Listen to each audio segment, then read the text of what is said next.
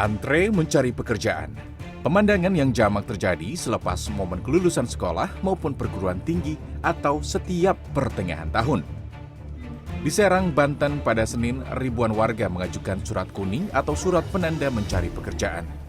Muda-mudi yang kebanyakan baru saja lulus SLTA ini membekali diri dengan surat kuning untuk melengkapi berkas lamaran pekerjaan. Di Jakarta, para pencari kerja memadati pameran lapangan kerja di salah satu pusat perbelanjaan di kawasan Tanah Abang yang digelar selama 2 hari, Selasa dan Rabu kemarin. Motivasi mereka beragam.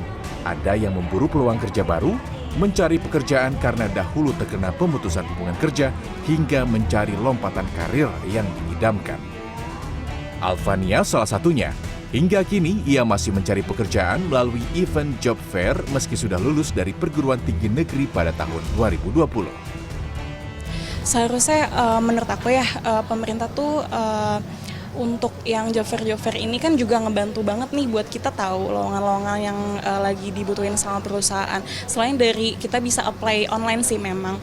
Cuman biasanya di job fair ini kan ada walk-in juga ya, itu juga lebih menurut aku efektif sih supaya recruiter tuh bisa langsung ketemu sama kita gitu. Itu sih yang aku harapin dari pemerintah supaya kayak event job fair gini tuh lebih diadain lagi sih, yang lebih banyak, lebih buat masyarakat yang luas gitu.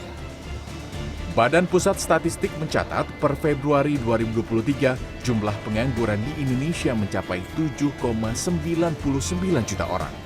Angka ini membuat Indonesia berada di nomor 2 dengan jumlah warga pengangguran terbanyak di Asia Tenggara. Ketidakpastian ekonomi global seperti pandemi COVID-19, lonjakan inflasi dan juga kenaikan tingkat suku bunga mempengaruhi tingkat pengangguran termasuk di kawasan Asia Tenggara seperti misalnya di Filipina dan juga Indonesia. Dana Moneter Internasional atau IMF menempatkan Filipina menjadi negara dengan peringkat pertama tingkat pengangguran tertinggi di kawasan Asia Tenggara dengan 5,4%. Sementara Indonesia berada di posisi kedua dengan 5,3%. Jumlah angkatan kerja yang terus meningkat tidak dibarengi dengan ketersediaan lowongan pekerjaan yang tersedia. Dalam situs Karir Hub Kementerian Ketenagakerjaan misalnya, tercatat ada 400.000 lebih pencari kerja dengan jumlah lowongan yang tersedia sekitar 30 ribuan saja. Maka bisa diartikan 11 orang memperebutkan satu lowongan pekerjaan. Guna menutup celah dan menekan jumlah pengangguran, pemerintah membuka 1 juta lowongan pada 2023 untuk penerimaan CPNS dan pegawai pemerintah dengan perjanjian kerja. Sekarang yang dilakukan pemerintah, saya lihat itu membuka lowongan di pegawai negeri cukup banyak, ya kan? Sampai ada 6.000, 7.000. Kemudian juga membuka bursa pasar kerja di beberapa tempat untuk membuat supaya mereka bisa bertemu antara pencari kerja dengan perusahaan. Itu salah satu usaha yang biasanya dilakukan pemerintah dalam rangka menyerap katakan lulusan-lulusan dari sekolah atau perguruan tinggi. Saya pikir itu salah satu cara yang cukup baik.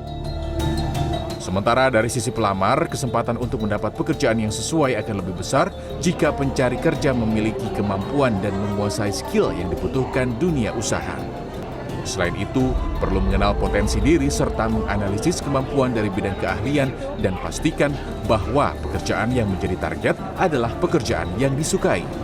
Dan terakhir, pemburu kerja harus menampilkan profil semenarik mungkin sebagai kandidat pelamar kerja dengan melampirkan daftar riwayat hidup yang terbaik. Tim Liputan CNN Indonesia.